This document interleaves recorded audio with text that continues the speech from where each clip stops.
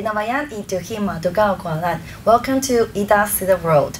Today we have two special guests from the north. They travel all the way from the Sapmi, from the Norwegian part of Sapmi to Taiwan to share with us their expertise and also their experiences, and of course their passion of getting involved with different perspectives of education for our own peoples. So now I will ask them to introduce themselves. Maybe we can start from you. Joo, mun ammalle Issahulla Elninga uhatta ja mun odun kotikeinnos. No mun on Elisabeth Utsigöp ja mul on Mihkel Piera-Lasse-Neida. Okay, so you introduce yourself in your own languages, right? Yes, But you speak for the Sami language. Do you speak the same language? I mean, do you have different dialects? No, we speak the same Sami language. Okay. Norse Sami language. Ah, okay. But is there different dialects among Sami? Yes, it's natural because it's a vast area and a remote area also where we live. So we understand each other, but you have to train your ear at first if it's if you're from the northeast area region and you're going to speak with someone from the southeast, then you have to train a little and get a little help. But it's okay with to understand each other. Understand, yes. Okay. It isn't a big problem. But also for Samis from Finland and Sweden? Yes, we do. The same. It doesn't have with the borders to do. It is the border comes so late, so it is the regions how close them are to each other. Yeah. Okay. Okay. So I would like to, because both of you are from different school system, right? So Elizabeth is from the university system, and Ellen, you are from the school system. It's more like a middle school. Yes, it's. I'm a principal at Sami High School and Reindeer Husbandry School. Yes. The only one in the whole world. Yeah. Can you tell us more about this only one in the world, Reindeer Husbandry School? Do students learn how to herd their reindeers at Yes, school? they learn it, and we also work together with parents, with elders, but they learn it in school, and that's very a good opportunity for them to learn more and learn together with the parents and also with elders. So is it a requirement for the student when they if they want to enroll in your school? Do you also, for example, interview the parents to make sure that the parents will also join the learning process with the students? We have organized in that way. They are at school, but then in winter time they go home to their families for practical work, and they make reports and come back to school, and then we know exactly what the parents has learned them taught them during the period. But what if the parents who are not, maybe themselves are not familiar, or they don't really do reindeer herding anymore? We have students that don't belong to reindeer families, but then they get the practical work by other families. Right, okay. So that's a way of organizing it. Okay. And for students who would like to enroll in your school, do they need to be with certain kinds of criteria? Like if it's non-Sami who would like to learn all these skills, the knowledge, can they also apply? Yes, they can apply, and they have to learn Sami language. Okay. They can't come to our school and say we don't want to learn Sami language, but it's possible. Okay, so the part of the criteria is to speak Sami language. Yeah. Okay, and because it's also a high school, so do students also learn the so-called like Western curriculum, or like how the curriculum will look like? Our school is a state-run school. So it's a public school. Yeah, and the students, it's established to give the Sami young people opportunity to get well educated. So they come to our school, choose that. So. Okay. So like the student, they will be very clear about what they are going to learn before they come to. Yes, but we also have English, Spanish, German, other languages. Right. So after when they have finished, they go to Elizabeth to Sami University, and that's good. Yeah. For teacher training, whatever. Okay. Then maybe we also come to Elizabeth now. So can you also tell us about maybe an introduction about your university, and also for students, for example, if they don't graduate from Ellen's school, how can they connect the different systems or curriculums? Yes, I start with telling about for 30-40 years ago, the students had to go to the capital of Norway or to bigger cities to study in universities, and they discussed among themselves how to do in the future, and they talked with the professors, also Sami professors, and said they wanted to establish a research institute in Sami community. Is it possible, said the professor. But they did it in 1973.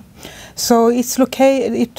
They established it in Gårdegården, where the university is now, and it's a Sami-speaking community, and only about 3,000 people there.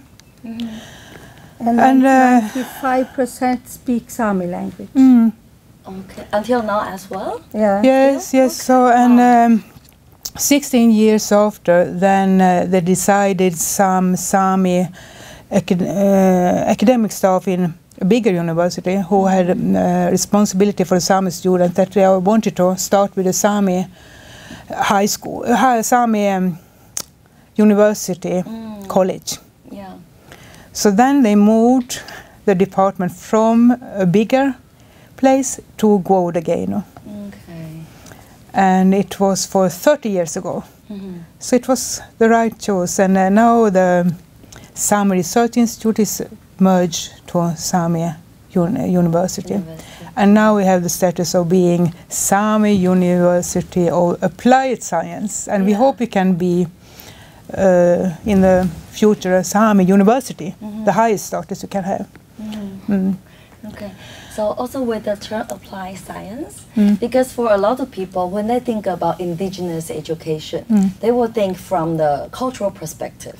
But actually, our culture is science, right? It's the daily wisdom we use during our daily life. So it is science. It's just we don't categorize this way. So how can you, maybe from your school, how can you reflect this idea to the curriculum, to the programs the student will take?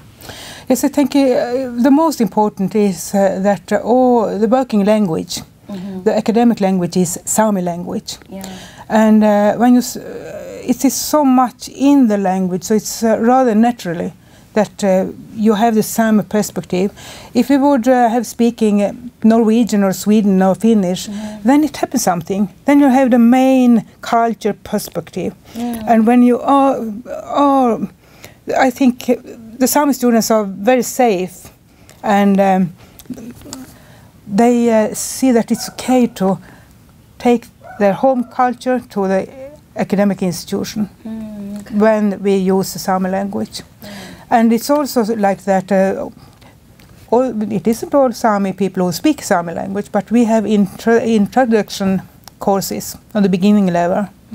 So some of our students, it's very popular, the courses on the beginning level. So it's a lot of students who want to learn Sami language. And we can see the difference when students or teachers come from Sami University to our school, and teachers who have been studying other places. There is a difference, and it's very important to see that Sami University gives them something the others can't give them. Yeah, okay. Can you maybe give us a more concrete example? What is the difference between teachers from different backgrounds? It's, for example, Sami values. Okay. During the teacher training, they have learned about Sami values. They have it from home. And when they come to our school, they have it. They have it in their heart. And that's very important. Right, because that will also reflect in the way how they interact with their students, how they design their class, exactly. Right. That's actually I wanted to ask, because this morning during the panel discussion, I heard this one presenter. He was asking people about indigenous college. If we just have it, maybe if we set up a college in the indigenous community with indigenous teachers and students, can we already call it indigenous college? Or do we need other criteriums, or do we need other qualification to be really able to say that this is an indigenous university or this is an indigenous school? What I see from my perspective is that language is very important. And Sami University is the only institution that has Sami language as working language, and that's important. Yes. And also it is located in a Sami community. And it's so if you don't know the Sami culture, then you have the environment who help you. Okay. Not only persons, but the whole environment, the climate, the weather, the people, and people are talking about the weather conditions wherever you go. They are talking about how much they have a lot of different. We have a lot of different words for snow, for example. And when you go to a shop, they are talking about the weather conditions. How is the snow is the. And they are talking about berry picking, wood cutting, and hunting, and it's a natural area for getting pass on knowledge, because you hear the elders talk about practical activities, and they want to show you the traditional craft, and so it's location is also important. Because if it's only a department in a big town, you are lost. You haven't to support. And as we are small people, we aren't so many, we need to have some kind of a safe area when we are together. So if you go to a big university, you are lost. It's a lot of other students, and we like to be all over. So we don't remember to take care of our own ways to be together. For example, sitting around a fire, be outdoors, go skiing together. I think it's so important, such small things, the everyday things you do, small things help you to get you back or get deeper knowledge about the culture, because you pick up the conversations around you. And I haven't been thinking of that, but today Sami students, Sami pupils in secondary school, they have an individual right to learn Sami language, and it's in the Education Act, and we get teaching by Skype to students in Oslo, in the capital of Norway. And when they come to our community, they say, they speak Sami language in the bank. And everyone speaks Sami language. And then we don't think about that because we live there and we speak Sami language. So you have to learn from the others that come visiting us. So you have the comparison to see the difference, right?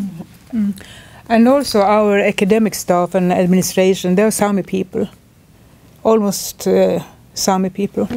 So it helps a lot because they have it with them, the knowledge. It's natural to share it, and it isn't so easy all the time to see it. I can't explain it, but I know the student feel that they are home. So we had a student who told us on the Christmas party that he feels so safe. It's the right place. He's been all over the world and studied in many universities, but Sami University, it's there he gets the feeling to be home. And traditional knowledge is a very important part in our education. You see Sami language, Sami values, learn about Sami culture and traditional knowledge. And I believe young people today, it's good for them. Yeah. Because you have TV, you have everything around you. Yeah. Yes.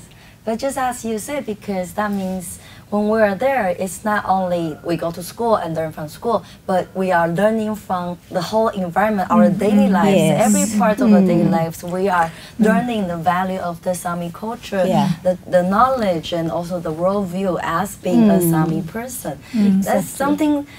Well, it sounds quite nature for you, but it sounds like a utopia for me because the thing, well, that's the challenge we have here in Taiwan, that even though we've been making some progress along the decades, but still, like, I grew up in Taipei, I grew up in the capital city of Taiwan, and now I try to travel back to my community like every 2 weeks to reconnect with my own culture. But it's of course not enough. And for a lot of young people here in Taiwan, they don't even know, they know they are indigenous, but they don't know their root. So it's very difficult for them to trace back and to reconnect. So it sounds very, we're jealous, you. Yes, and for example, when we are studying literature is all over, but we study Sami literature, and then we also know that we have an oral tradition. So we say they get the ground during the study, but they also have to go to their own communities and ask for the singing traditions, for the stories they have, and come back and share to other students, so they get much from each other. So it's a lot of sharing. And through the teacher education, they do a practice in the Sami communities, in different communities, and our students have to go to different regions, Sami regions, and come back and share. So we have big seminar when they share the knowledge they have got. And also when they come to the communities, they share the academic stuff to the teachers there. So it's important to communicate with the communities, and it's through our students. And we are in another world. No. We have also a lot of us. We are from different Sami communities, and of course we have discussions all the time. Are we colonized? Are we going to use indigenous methodologies? What is it, indigenous methodologies? And we try to be very critical, and we have discussions. And the first 5, 10, 15 years, a lot of discussions. And then now we know that it's on to continue. We have had the discussions, and when we do our research, yes, it's interesting to go to our communities, and it isn't only to to tell about. You try to analyze your own culture, what happened, what is, for example, what means the forest for us, Okay. the trees, how have we used it, so we collect knowledge and try to analyze, can we use it in the future, why is it important, yes, what is the global situation today, we have climate changes, what happened now, so we have to be on several levels and take part of discussions also in not only in the Sami communities but all over the world what happened. So it's very important this gathering with the other indigenous researchers and institutions to hear how they work, so we can continue to develop our institutions. And that's the reason why we are here, to meet other indigenous peoples. Yeah, yeah.